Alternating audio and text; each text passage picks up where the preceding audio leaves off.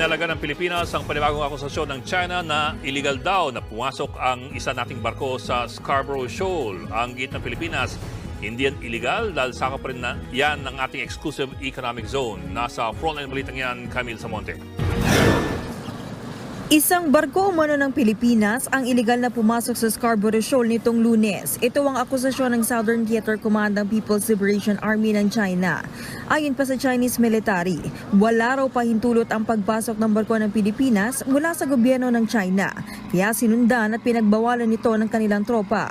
Kasunod niyan, hinimok ng China ang Pilipinas sa tigilan na ang pampoprovoke o pang-uudyok para maiwasang lumala ang tensyon. Hindi naman natin kailangan maghukumo ng pahintulot sa kanila kasi wala naman silang legal rights para sabihin nila na kanila yan.